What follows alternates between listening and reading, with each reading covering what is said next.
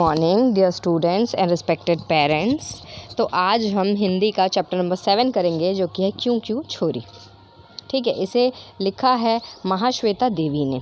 आमतौर पर लड़कियों को चुप रहने की शिक्षा दी जाती है, जो अनुचित है। उन्हें भी जिज्ञासा भरी होती है। प्रश्न पूछकर वे संसार की हर बात जानना चाहती हैं। जिज्ञासा शांत होने से उनका मानसिक विकास होता है, अतः उनके द्वारा पूछे गए प्रश्नों के उत्तर उन्हें अवश्य मिलने चाहिए।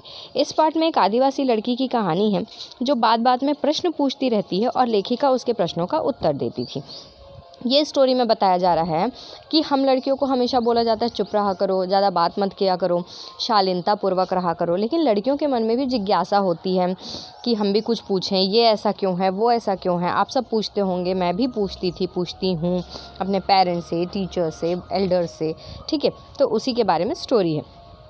देखिए, छोटी सी लड़की थी, वह करीब 10 साल की, एक बड़े से सांप का पीछा कर रही थी। एक छोटी सी लड़की थी 10 साल की, वो किसी सांप का पीछा कर रही थी। मैं उसके पीछे भागी और इसकी चोटी पकड़कर उसे ले आई। वो जो लेखिका है, वो उसकी चोटी पकड़ के उसे ले आई। ना मोइना ना, मैं उस पर चिल्लाई। उसने चिल्लाया कि नाम मोइना ना। ठीक है, मोइना उसका नाम होगा लड़की का। उसने बोला नहीं मोइना नहीं, उस पर चिल्लाई। क्यों? उसने पूछा। फिर लड़की ने पूछा क्यों?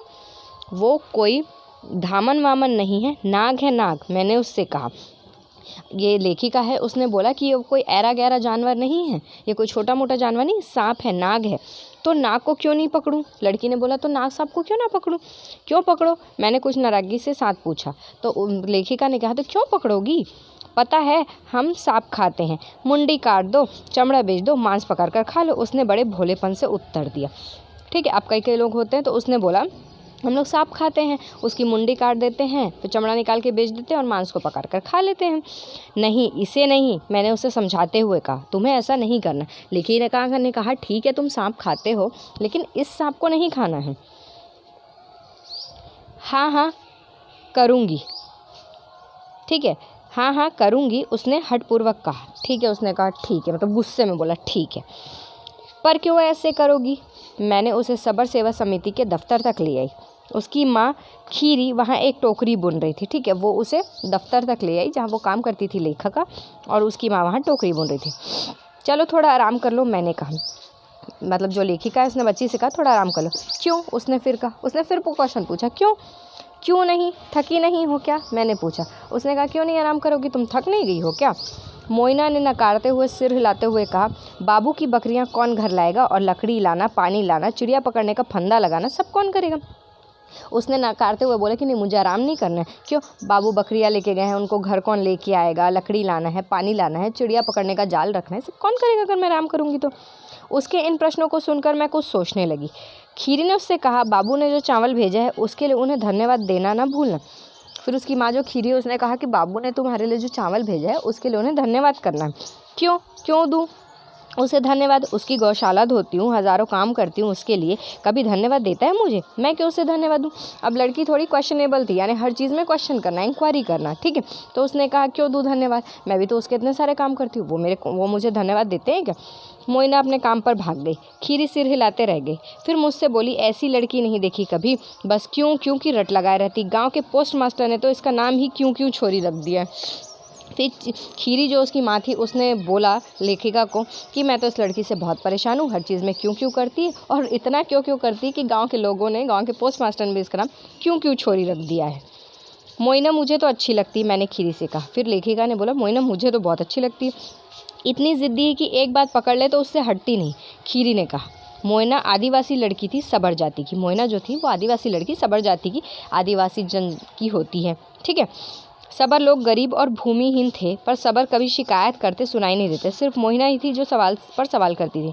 सबर लोगों के पास कभी भी ज़मीन नहीं होती, बहुत गरीब होते बेचारे आदिवासी लोग उन लोग, इसलिए उन लोग बेचारे किसी से कोई सवाल नहीं करते। लेकिन ये मोइना बहुत सवाल जवाब करती थी। ठीक है, क्यों मुझे मिलो, चलना पड़ता है नदी पानी लाने के लिए, क्यों रहते हैं हम पत्तों की झोपड़ी में, हम दिन में 2 बार चावल क्यों नहीं खा सकते। वो बहुत सारे क्वेश्चन पूछती थी अपनी दिनचर्या को लेकर। मोइना गांव के संपन्न लोगों की बकरियां चराया करती थी।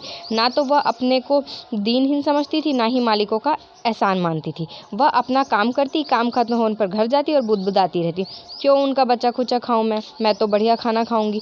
शाम को हरे पत्तेदार भाजी और चावल और केकड़े मिर्ची वाले सभी घर वालों के साथ बैठ के खाऊंगी। मतलब वो जब काम करती थी तो उसे ऐसा नहीं लगता था कि कोई उसके ऊपर एहसान कर रहा है या कुछ, उसे ये लगता था कि मैं काम कर रही हूँ तो मुझे पैसे मिल रहे हैं, मुझे खाना मिल रहा है। और हर लोगों की तरफ, जैसे हम भी कभी कभी क्वेश्चन करते थे बचपन में अपने पेरेंट्स से, मम्मा हमारे पास कार क्यों नहीं है, मम्मा हमारे पास टेलीफोन क्यों नहीं है, हमारे पास बड़ा घर क्यों नहीं है, हमारे घर पे छत क्यों नहीं है। तो वैसे वो भी क्वेश्चंस करती थी अपने पेरेंट्स से, क्योंकि उसे ये सारी चीज़ों के बारे में समझ नहीं थी। वो किसी का काम करके किसी का बचा कुचा खाना नहीं खाना चाहती थी।